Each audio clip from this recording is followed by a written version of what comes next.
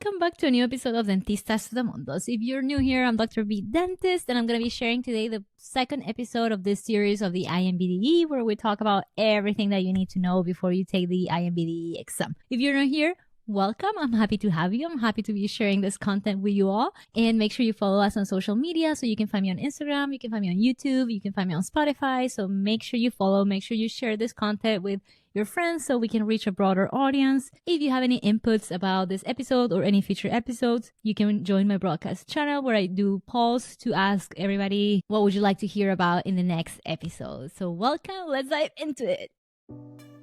Hello, my friends, and welcome back to a new episode of Dentistas de Mundos, the podcast that will take you on a global journey through the fascinating world of dentistry. If you're a dentist looking to get licensed in the United States, this is the right podcast for you. I'm Dr. Bianca Charez Ursua, also known as Dr. B Dentist, your host, and I'm happy to have you on board for this amazing adventure.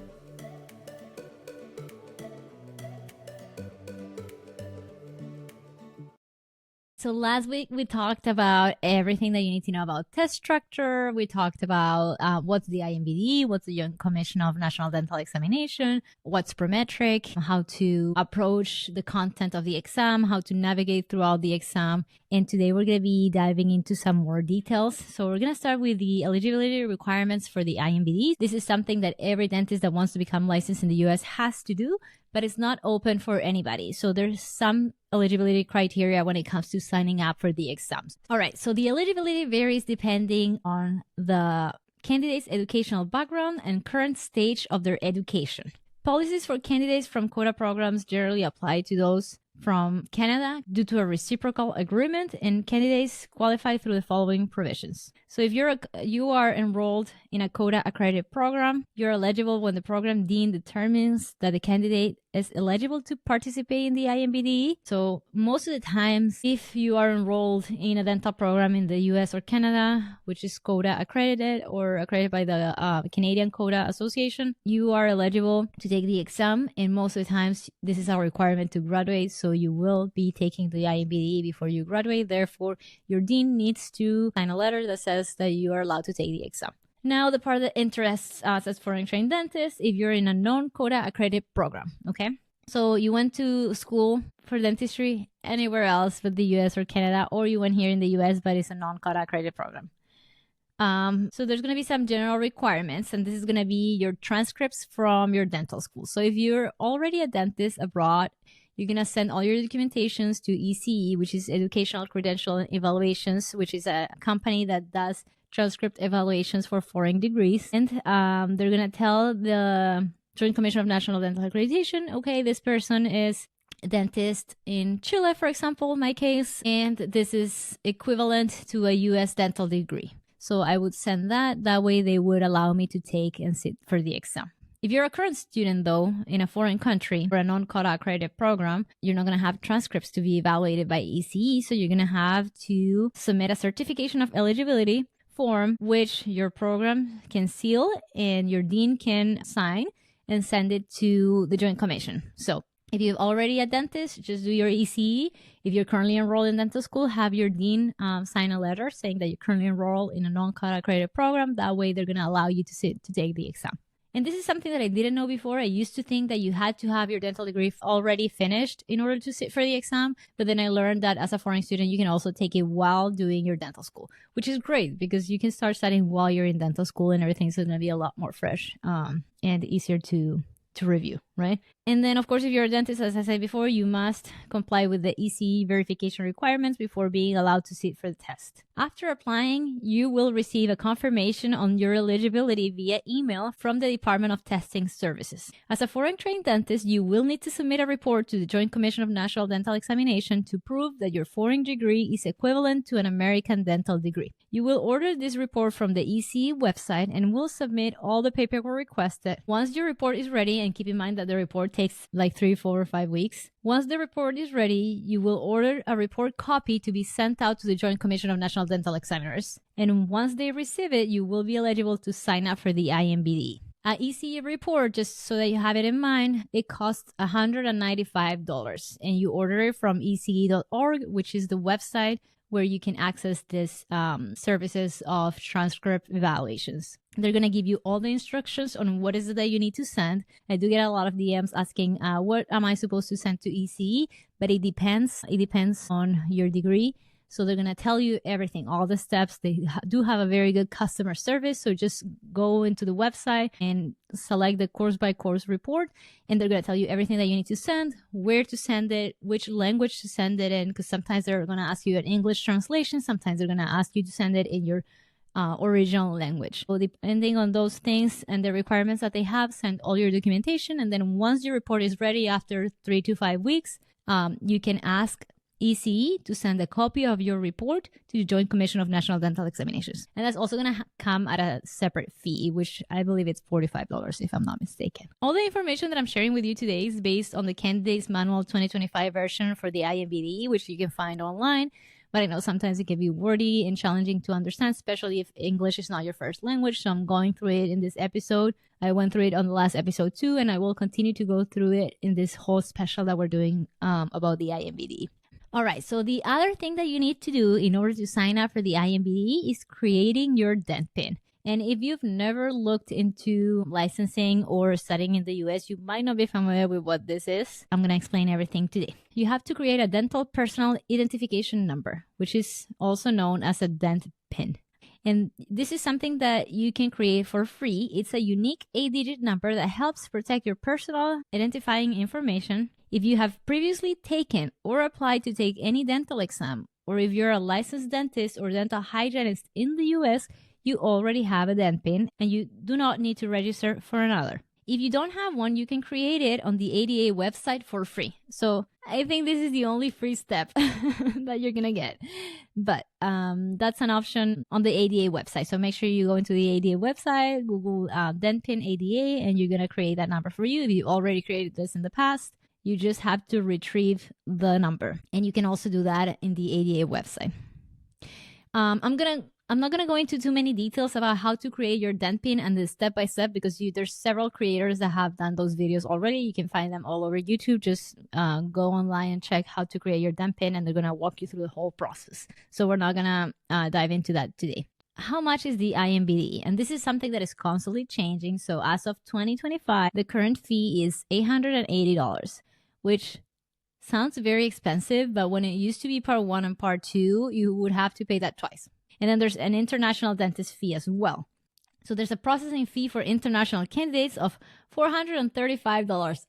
Oh my God. So let me add that up. Hold on. All right. So the total fee for an international dentist is $1,315, which is a lot of money. So that's just to sign up for the test. Okay. That doesn't include the ECE report that we talked about before, which is $195 more, and to send your report to the Joint Commission. So this is a lot of money. So if you're planning on taking this exam, make sure you also know how much it's going to be. So you're, saving to have the funds to be able to do it. As I said, this processing fee is only for international candidates. So if you're international, let's say you're foreign, but you're currently enrolled in a dental school in the US. So let's say you are from Chile.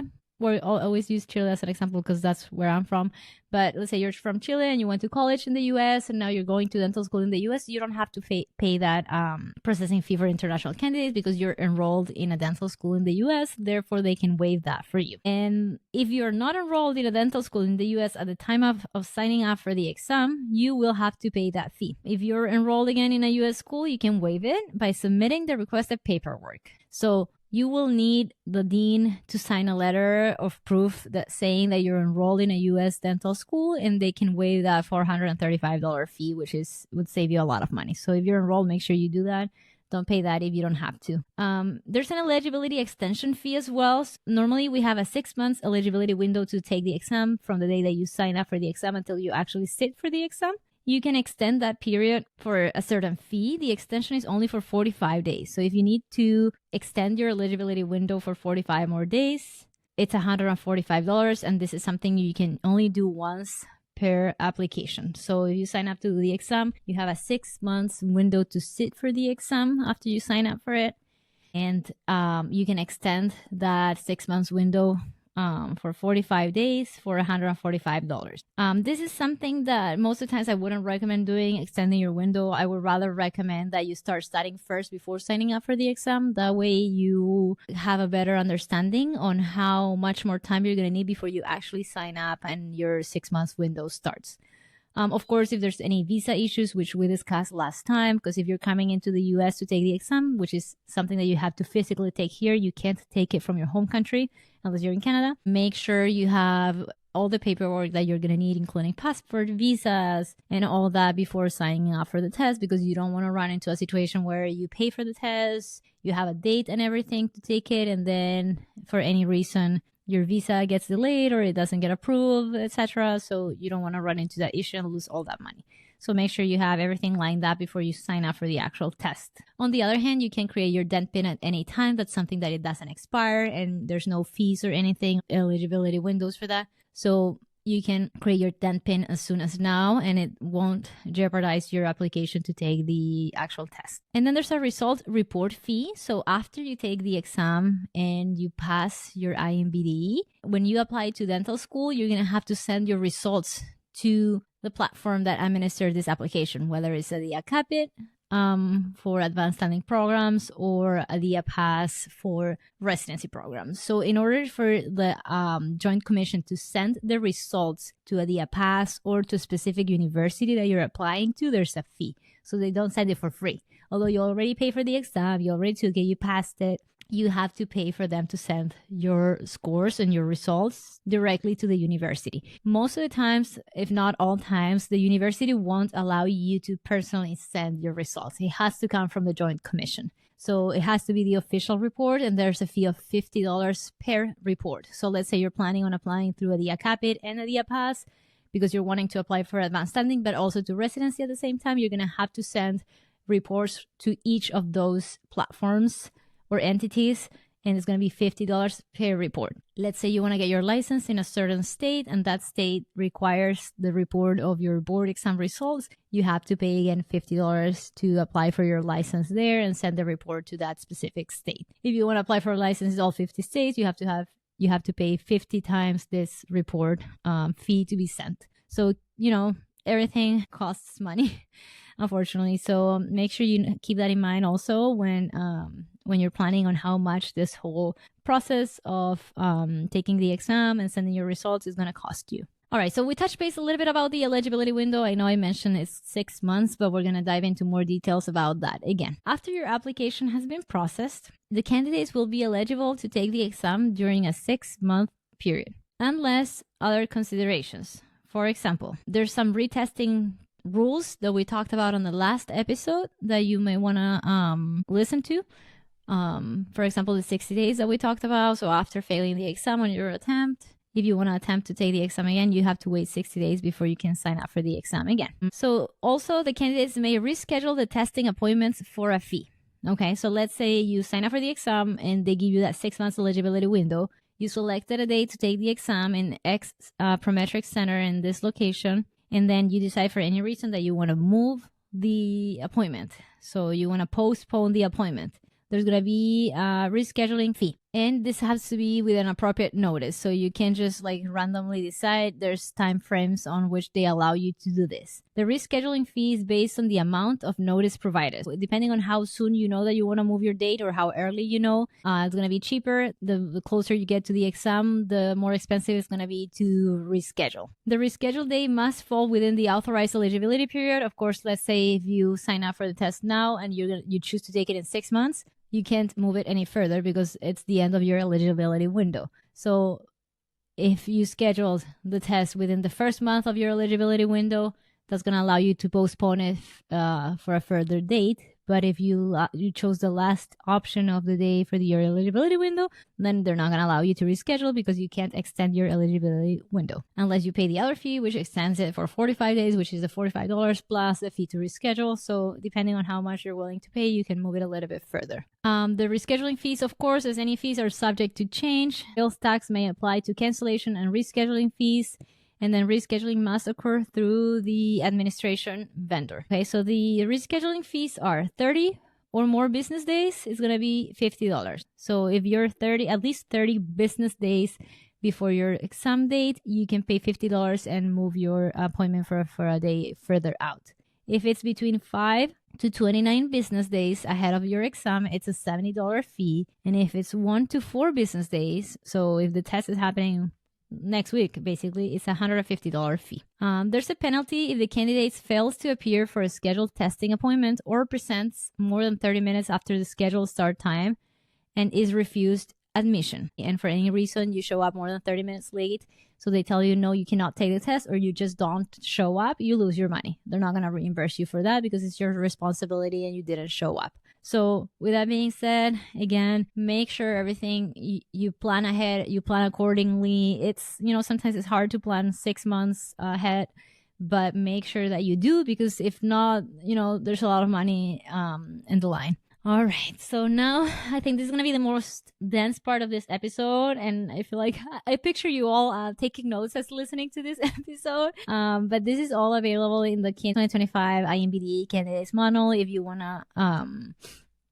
go ahead and look that up online. But it's just, I want to go through it with you so that you have a better understanding and that you can discuss. It feels like I'm discussing this with you, right? Maybe you're not physically here with me right now, but just like hearing somebody walk you through it, it might make it easier for you to understand. So we're going to go through the whole step on how to sign up for the INBDE. So the first step, number 1, is obtaining your DENTPIN. So we already talked about that. That's your personal identification number as a dental provider. And this is something that you can get for free at the ADA website. I mentioned earlier that there's a lot of creators that have created YouTube videos and information on how to do this, on how to sign up for your DENTPIN. So I'm not going to go into details about the step on how to create your DENTPIN.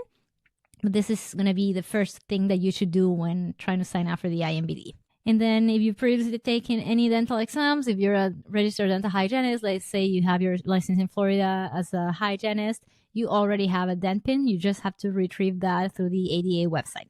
And that's also free. All right, then step number 2, review the INBDE candidate guide, which I know we're reviewing together, but you should also review it, because there's a couple of things that maybe I didn't mention that you want to go through. And also I'm reviewing right now the 2025 guide. Maybe, if it's years go by and you're listening to this video and it's kind of like older now. This video I say, but it's a podcast. So if you're listening to this podcast and it's been a few years, I'm talking to the future. Make sure you review the updated guide because things change. So make sure you read the guide to understand the eligibility requirements, the rules of conduct, testing accommodations, and the testing center procedures. If you require accommodations, you can submit a request electronically via the ADA website, including the necessary documentation. So number 3 would be submitting your application. So you're going to log into the ADA website with your DENTPIN to complete and submit the application. Ensure that all the personal details, for example, your name, your last name, your birth date. So there's sometimes confusion here with the last name because in South America or in Latin America, we have 2 last names. Make sure it's clear. Don't add a dash or don't hyphenate your last name if it's not actually hyphenated in your legal documentation or passport or ID or whatever you're using, your driver's license. It has to exactly match your name with everything, all the information that you submitted. So your ID that you're going to present has to fully match. And if it doesn't, they're not going to allow you to take the exam. Let's say you're getting married and you're going to change your last name. Make sure you renew your driver's license or any ID that you may have so that when you present to the test, when you show up that day, your ID matches your last name, okay?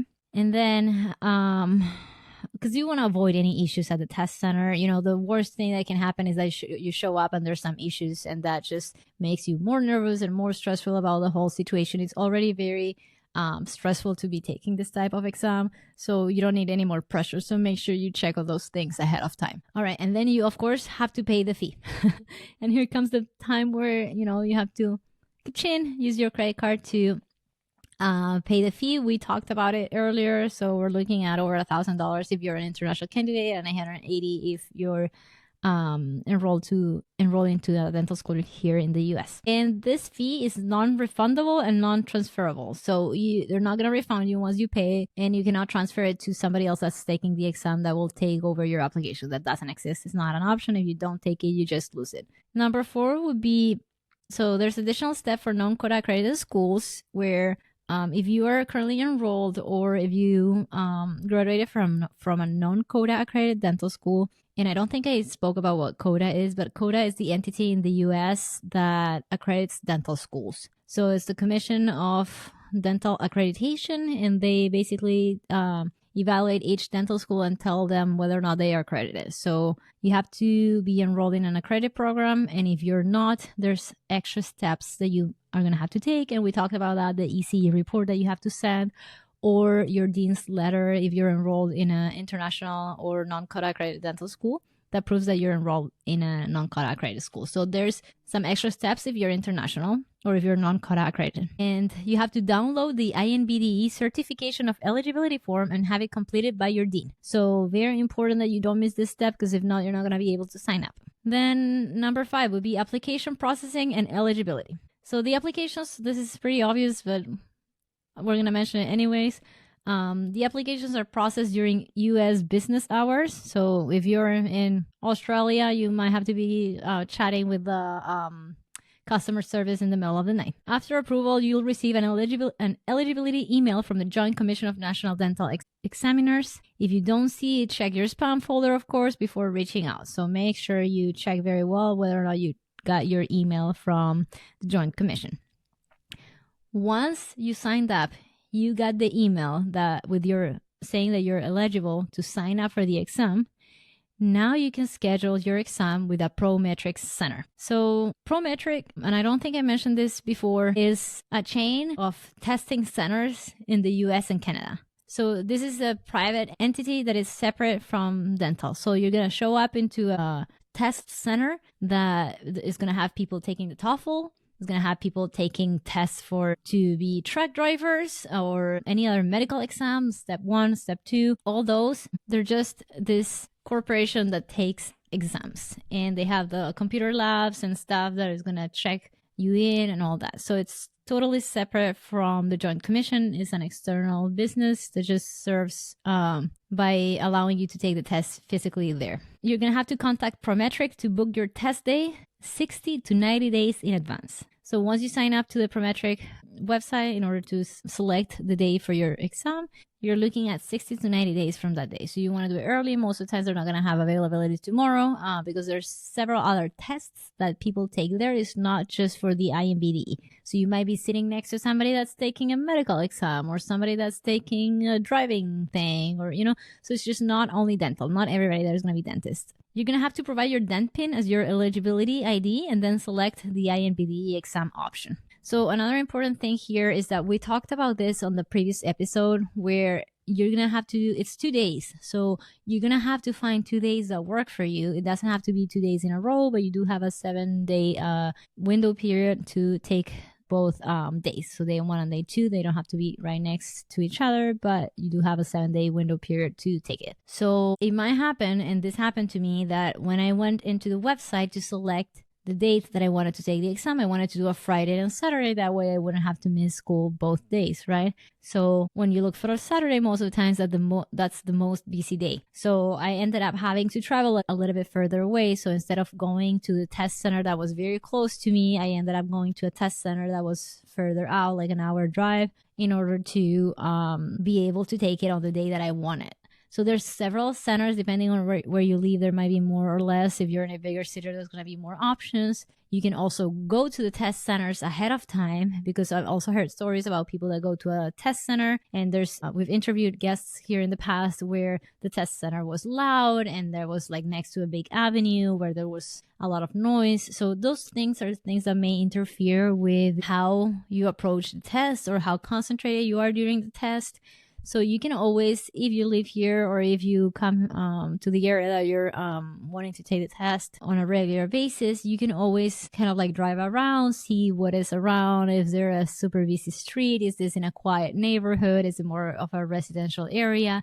Because different test centers are going to be different, so that you can wisely pick a test center of your choice that is going to feel more friendly or better for you.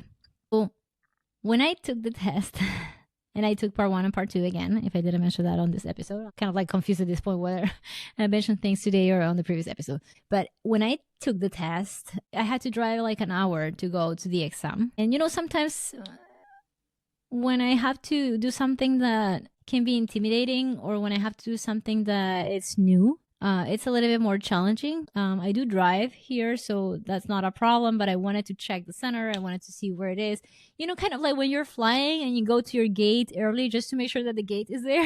Like I wanted just to drive there to make sure that the test center was there. So what I did was I drove on a Sunday, or I don't remember, like the week before, to make sure where's the test, like where's the door. Sometimes it's a suite X on this building, which looks like a corporate building. I'm not familiar with that building, so I don't know where to park or whatever. So I drove to the test center. My husband came with me, and we drove together to see like which exit I had to take on the highway and all that, which sounds very maybe like funny now or like unnecessary, but at the time I was nervous, so I wanted to see how long it was going to take me, morning with the traffic and all that, and then kind of like calculate how much it would take me to get there, how long it would take me to get there, where I was going to park, where was the door, if there was like a coffee shop nearby. So maybe I wanted to show up a little bit early and grab coffee. I packed, of course, my not lunch, but like things like peanuts, for example, that have a lot like of calories, but also are not gonna upset my stomach. And then water,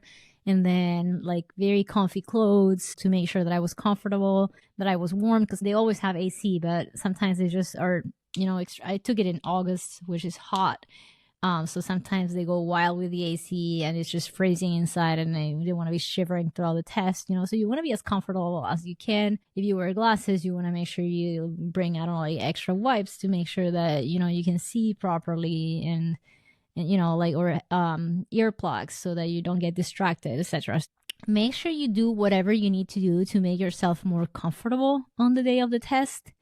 And make sure that if you feel like you have to go there, and see the test center beforehand, go ahead and do that. If you're abroad and you want to go on Google Maps and kind of like find the location and look at it and see whether that area looks friendly to you, or if you have a friend that lives there that maybe you're going to stay in their house for the weekend, kind of like cover it all if you can, so that there's less surprises and less things that are unexpected when you show up that day for the test. All right. And important notes when signing up for the test are, the testing window. I feel like I repeated this a lot, but make sure you know it. You do have 6 months to take the test since you sign up for it. And if you don't, you will lose your money and you will need to reapply. So do everything all over again, send the ECA report and apply again. So more money, And then we talked about the ID matching requirement and making sure your ID is clear. It does have to have a picture. A passport is good enough for an ID, but it has to match exactly what says on your application. So your name, your last name, everything has to be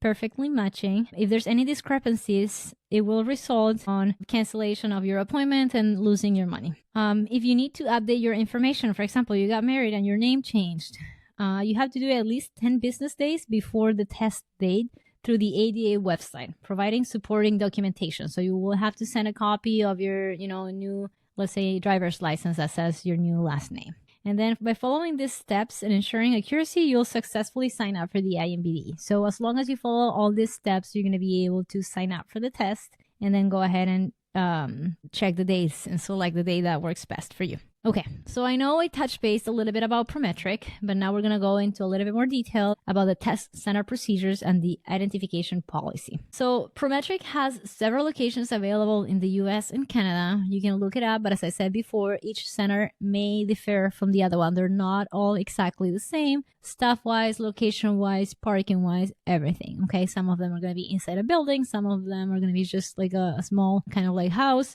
So it depends. On the day of the exam, when you go to take the test, they're going to have to verify that this is you. So you're going to go through a biometric identity verification process, okay? Their identity should be confirmed using biometric data. For example, a picture, your fingerprints, or your palm. And this is going to happen before testing, and it's also going to happen after each of the breaks. So on the previous episode, we talked about the scheduled breaks and how those work throughout your exam. So every time you go out of the computer lab into the bathroom or whatever, when you come back, they're going to check your ID again. Okay. And this takes time. So make sure if your break is 15 minutes, you want to come back a little bit before that so you have enough time to do your fingerprint. When I did it the first time, part 1, I didn't have to do my fingerprint. But when I did part 2, it was post-COVID. So they didn't have the fingerprint anymore, but they did have the picture and all that. And I had to wear a mask during my whole exam. Then there's going to be security checks. And this one feels, if you're not familiar with how security works here in the US, this can feel very intimidating, okay? The staff will inspect any eyeglasses. So if you wear glasses, they're going to make you take them off. And that's, again, after every break. So if you wear glasses, you need some extra time to go through the security checkpoint before going back into the computer lab room. They will inspect your eyeglasses, your hair accessories. So if you have a headband, they're going to have you take it off. Check that you're not hiding anything on it. And they might scan for electronic devices using detection wands. So basically, they're going to scan you like in the airport. Not like in the airport, but you know, when you go to the ball game or whatever, they have this thing that they just run around your body and they have you stand and be like, okay, open your arms, and they'll scan you to see if you have any electronic devices that you may use for cheating. If you have any jewelry, except for wedding or engagement rings, those are prohibited. So you cannot wear any necklaces, earrings, or rings unless your wedding ring, your wedding band, or your engagement ring. The security check is going to be done by staff members from Prometric. There's going to be security protocols that may change without any prior notice. And the candidates should check the administration vendor's website for updates. So you have to check Prometric's website to see if there's any updates regarding the security checks. My recommendation is just not to use any jewelry or anything that may delay or stress you on that day, because you don't want to add any stress factors to the whole stressful situation of just taking the test. Then monitoring and reporting. So candidates are observed at all times via staff and video recordings. And I know I mentioned this earlier or in the previous episode. There's cameras all over the place. There's a camera right above you in the computer lab where you're sitting. There's a single camera for each of the candidates filming you throughout the whole test. Okay. Staff can report any behavior that violates the rules, but cannot answer questions about exam contents. They cannot answer software questions. They can't answer any questions about policies or scoring. So the staff can report any behavior that violates the rule, but cannot answer any questions. This is because, you know, the staff members there have different people taking different tests, as I mentioned before. Sometimes they don't even know which test you're taking. They'll ask you, like, which test are you here for? And you're like, oh, the INBDE, oh, yeah, the dental one. Yeah, that's 2 days, that stuff. And that's all they know about it, you know? So they can't really answer any questions that you may have on regards to exam content, software, policies, or scoring. And then regarding the identification requirements, you do have to present 2 original and current IDs. So it's not just one, you have to bring 2. So the primary ID should be a government issue with a photograph, driver's license, the real ID, the driver's license. It has to have a name and a signature. Okay, this also can be a passport. Of course, it can be expired. And then the secondary ID, it should have name and signature. And for this, you can have a credit card or a library card, or just, for example, what I did is you can bring your passport and a credit card. And then digital or paper copies of IDs are not accepted. So they will verify that you have your original ID with you. And then the name matching, that we also touched based on that already. The name on your ID must exactly match what's on your DENTPIN record and on your application. If there's any discrepancies, they're going to deny the admission into the Prometric Center. So make sure that you bring everything that you need. I hope this helps clear the air a little bit on everything that involves signing up to take the exam and how the whole protocol of going into a Prometric Center is. I know it's intimidating. I know it's challenging. I know it's new for many of you. So that's why I'm going through this candidate manual so that you can understand a little bit better how everything goes from with tips and firsthand experience that I've had in the past.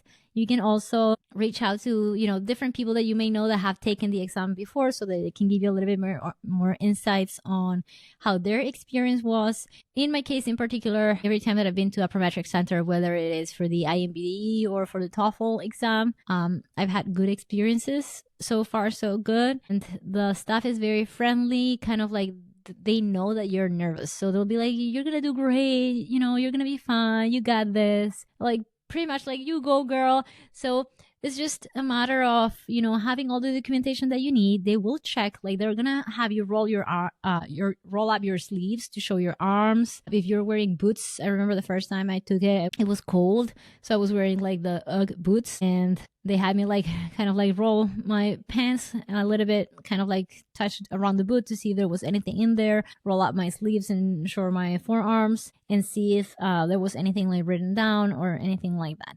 We will discuss a little bit more on 2 more episodes that we have for this INBDE special. And we're going to talk about study sources and tips. So where to study and what to do, how to approach that, how to organize your time and all that. And then we're also going to be talking about the day of the exam. So we're going to also be talking about the day of the exam. So what to expect on that day, step by step, what's going to happen, so that you have a better understanding of everything. If you have any questions, any inputs, any feedback, and you want to reach out to me, make sure you DM me on Instagram at Dr. B Dentist. I try to answer everything. Sometimes Instagram does filter my messages. So if the message didn't go through, go ahead and DM me again. That way we can talk about anything or answer any questions.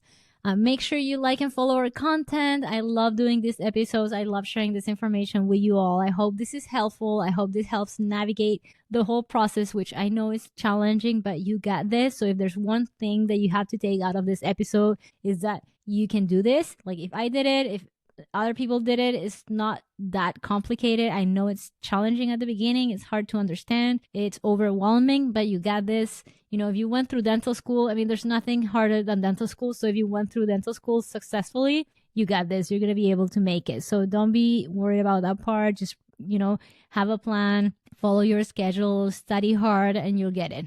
So I'll see you next time, and make sure you join my broadcasting channel on Instagram, where I do the polls to see what kind of content you guys like more for future episodes. And if you would like to be interviewed for this podcast, just reach out to me. And if there's anything that you would like to share that would be relevant for foreign international dentists, we can talk about it. So thank you so much again for joining me today. It was so much fun to share all this information. Now it can get a little bit dense and intense. I hope you made it through the whole episode, because I know it's a lot.